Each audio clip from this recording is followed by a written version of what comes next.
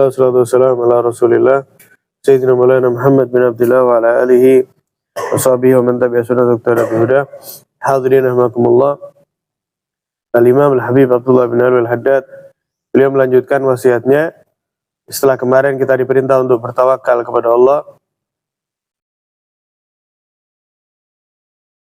kemudian berlepas atau berputus asa berharap daripada manusia. Kemudian beliau menyatakan, qala radhiyallahu ta'ala anhu, wa alaikum bil muhafadzah ala salawatil khamas fa innaha imaduddin wa hiya minad din bimanzilatir ra's minal jasad wa minal muhafadzah 'alaiha an tusalli awwalal waqt wa bil jamaah ma'amkan. Beliau mengatakan, hendaknya kalian selalu menjaga daripada sholat 5 waktu. Kenapa? Karena sholat 5 waktu ini adalah tiangnya agama. Jadi sholat ini dalam Islam itu sebagai tiang. Sebagaimana bangunan itu tidak akan berdiri tanpa adanya tiang, maka agama pun dalam diri seseorang akan roboh jika tidak ada sholat. Jadi sangat keliru sekali. Soalnya sekarang ini hadirin, beberapa orang mulai berpahaman daripada pemahaman-pemahaman yang melenceng dengan mereka menyatakan, ya memang tidak sholat, tapi yang penting saya akan berbuat baik kepada manusia. Yang penting saya akan suka membantu, suka menyumbang ini dan itu. Ini hal yang berbeda. Karena rukun Islam aja ada 5 itu masing-masing adalah hal-hal tersendiri yang tidak bisa digantikan yang satu dengan yang lainnya. Nah, seperti itu. Terlebih sholat adalah koneksi antara kita sebagai hamba dengan Allah Subhanahu wa Ta'ala. Ya. Bahkan beliau mengatakan, sholat ini kedudukannya dalam agama seperti kepala pada kedudukannya badan. Naudzubillah min dzalik, orang masih bisa hidup tanpa kaki, orang masih bisa hidup tanpa tangan, orang masih bisa hidup tanpa mata, tanpa telinga. Tapi orang tidak akan bisa hidup tanpa adanya kepala. Sehingga ketika seorang mengaku dirinya Islam, namun dia tidak sholat, maka batal Islamnya. Bahkan hadirin, kalau dalam mazhab Imam Syafi'i, orang yang meninggalkan sholat ini kan terbagi menjadi 2 nih. Ada yang meninggalkan itu karena man tarakaha inadan. Yang pertama, orang yang meninggalkan sholat karena nentang kewajiban sholat. Ketika diajak sholat, yuk sholat yuk, dia akan menjawab, enggak mau saya. Lalu kenapa? Ya sholat enggak harus kok, enggak wajib. Nah kalau ini dalam mazhab ditunggu ya sampai, kalau misalnya sholat itu bisa dijamak, misalnya diajak sholat duhur nih. Sholat duhur kan bisa dijamak sama asar, maka ditunggu sampai selesai sholat asar. Kalau dia masih terus belum mau bertobat, maka ini dijatuhkan hukuman mati dalam Islam. Kemudian kalau dia meninggalkan sholatnya itu gara-gara menentang kewajiban sholatnya, maka dia wafat dalam keadaan murtad, dimakamkan di pemakaman non-muslim dalam fikih itu, mazhab Syafi'i. Tapi kalau dia ini waman tarakaha kasalan, dia meninggalkan sholat gara-gara malas, bukan mengingkari kewajibannya, maka tetap yustatab. Yang pertama diminta tobat dulu, sampai lewat 2 waktu jika itu bisa dijamak seperti itu, dan asar, maghrib dan isya. Kok tetap terlewat waktu yang kedua pun dia belum sholat, maka juga dijatuhkan hukuman mati. Tapi hukuman ini yang menentukan nanti qadhi ya, bukan sembarang orang, lu ini tidak sholat langsung disembelih gitu, bukan. Bukan, tapi apa? Tapi qadhi nanti, pemimpin. Nah seperti itu. Nah kalau orang yang meninggalkan sholat gara-gara malas, tetap diminta bertobat, sampai tetap ngotot tidak mau, dijatuhkan hukuman mati dan dimakamkan di pemakaman muslimin. Karena dia hakikatnya masih Islam, tapi meninggalkan sholat. Daripada dia tambah banyak meninggalin sholat, jatuhkan hukuman mati itu. Dalam mazhab Syafi'i demikian. Nah tapi sebetulnya ada yang lebih ketat, yaitu di dalam mazhab Al-Imam Ahmad bin Hambal. Dalam mazhab Imam Ahmad itu ketat sekali. Ya, beliau berpendapat bahwa barang siapa yang meninggalkan sholat sengaja ya, meskipun gara-gara malas, dia tetap mengimani sholat wajib, tapi dia tinggalkan sholat dengan sengaja tanpa uzur, itu dia faqad kafara, dia telah kafir, keluar daripada agama Islam. Tinggalin 1 sholat aja ya, tidak sholat 1 waktu sengaja tanpa uzur, maka ini kafir. Dia harus mengulangi syahadatnya kembali dalam pendapat mazhab Imam Ahmad bin Hambal.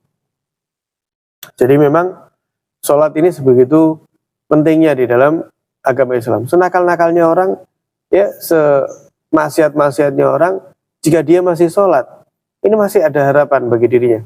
Namun ketika seorang sudah meninggalkan sholatnya, ini kalau kata Imam Al-Haddad dalam kitabnya yang lain yaitu Nasihat Diniyah, merupakan pertanda daripada wafatnya kelak dalam keadaan su'ul khatimah, naudzubillah min dzalik.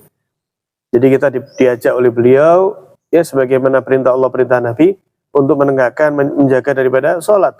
Karena sungguhnya hadirin, ketika orang tadi itu sholat, ya menjaga sholatnya 5 waktu itu, setelah selesai dia assalamualaikum warahmatullahi assalamualaikum warahmatullahi, sholat itu akan mendoakan kita.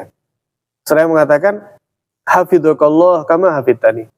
Semoga Gusti Allah menjaga dirimu sebagaimana engkau menjaga diriku dengan melaksanakanku pada tepat waktunya. Jadi sholat itu apa? Mendoakan. Sebagaimana kalau masuk waktu sholat sampai keluar, masuk lagi sampai keluar waktu sholat lagi, namun dia menelantarkan daripada sholatnya, sholat pun bakal mendoakan dirinya. Saya mengatakan doya'akallah kama doya'tani. Semoga Allah menyia-nyiakan dirimu, ya nggak ngurusi dirimu, tidak merawat, tidak menjaga dirimu sebagaimana engkau menyia-nyiakan diriku, naudzubillah min dzalik. Nah, di antara bentuk penjagaan sholat yaitu sholat di awal waktu dan sholat berjamaah semaksimal sebisa mungkin. Warasul muhafadzah, dan inti daripada penjagaan sholat, bentuk penjagaan sholat adalah hudurul qalb fiha wa khusyuk, ya, yaitu hadirnya hati di dalam sholat dan khusyuk di dalam sholat. Dan hadirnya hati khusyuk ini hadirin adalah anugerah, tapi anugerah yang diberikan oleh Allah, tapi yang perlu diusahakan. Sebagaimana orang pengen ikhlas dalam beramal. Ikhlas ini hadirin tidak datang begitu saja. Ikhlas ini memang harus dilatih, diasah. Ketika orang sholat misalnya tidak bisa hadir hatinya, selalu ingat ini, selalu ingat itu. Nah itu selalu kita paksakan. Makanya kenapa sih para ulama itu mengajarkan kita sebelum sholat, kalau emang sering terganggu pikirannya ketika sholat, untuk membaca surat An-Nas, Qul a'udzu birabbin nas, malikin nas. Kemudian Rabbi a'udzubika min hamazati syayatin wa a'udzubika rabbi an yahdurun. Ya Allah, saya berlindung kepadamu dari bisikan-bisikannya setan, dan saya berlindung kepadamu ya Allah daripada kehadiran mereka. Ya, kemudian Allahumma la tahrim wuqufana baina yadik. Ya Allah, jangan engkau halangi berdiriku ini di hadapanmu. Allahumma la ta'jalli li syaitani alaini sabila. Ya Allah, jangan jadikan setan memiliki jalan untuk mengganggu diriku. Jadi dari sebelum sholat pun kita sudah mempersiapkan itu. Maka ketika masuk sholat harus kita giring pikiran kita.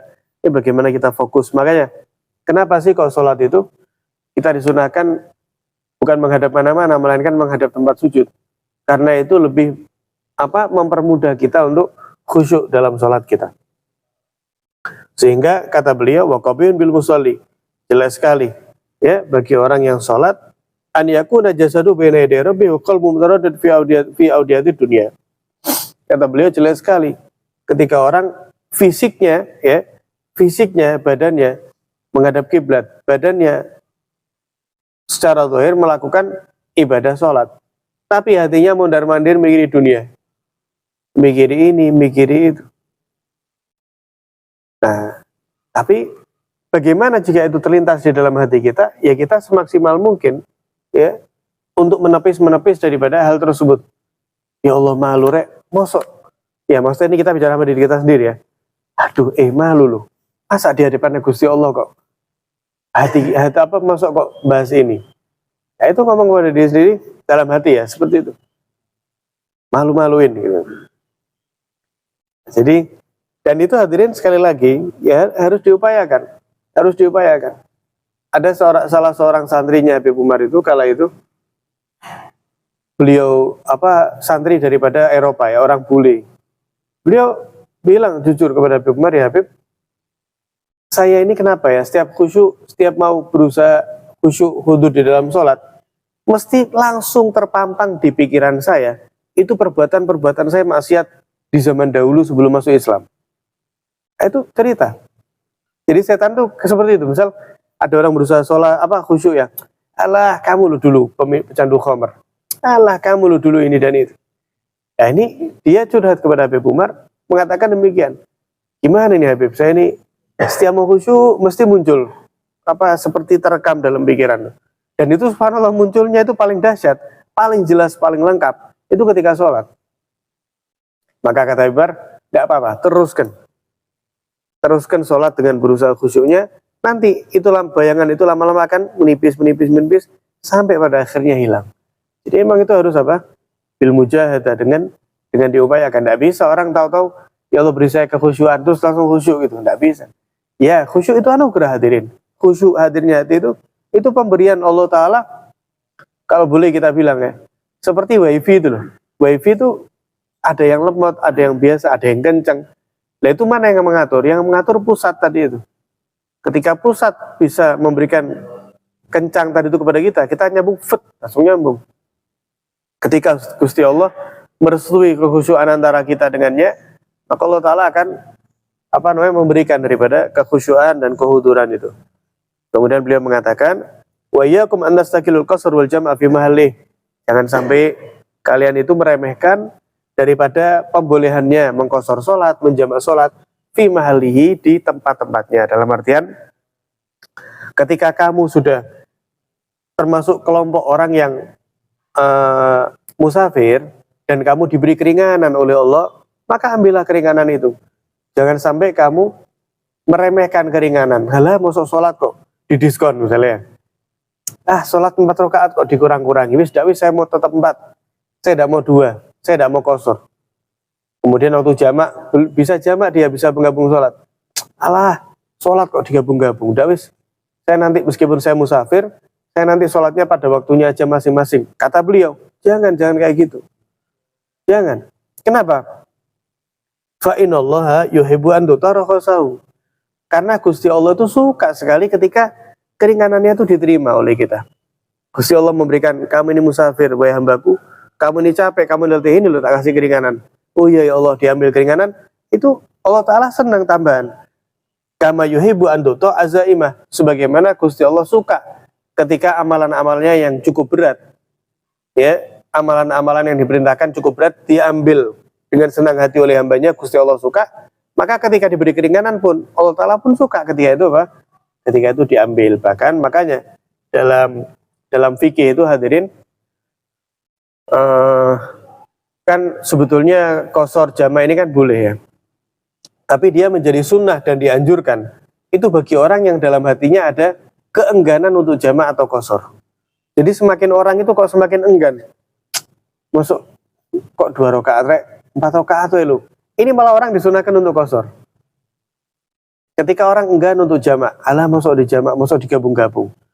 Ini justru orang ketika seperti itu, dia lebih dianjurkan untuk menjamak sholatnya. Kenapa? Agar tidak ada dalam hati penentangan sedikit pun kepada syariatnya Nabi SAW. Dan itu syariatnya Nabi SAW.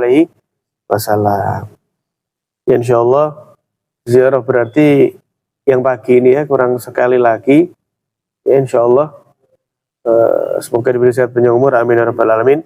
Sallallahu alaihi wasallam Muhammadin wa ala alihi wasallam, alhamdulillahirabbil alamin.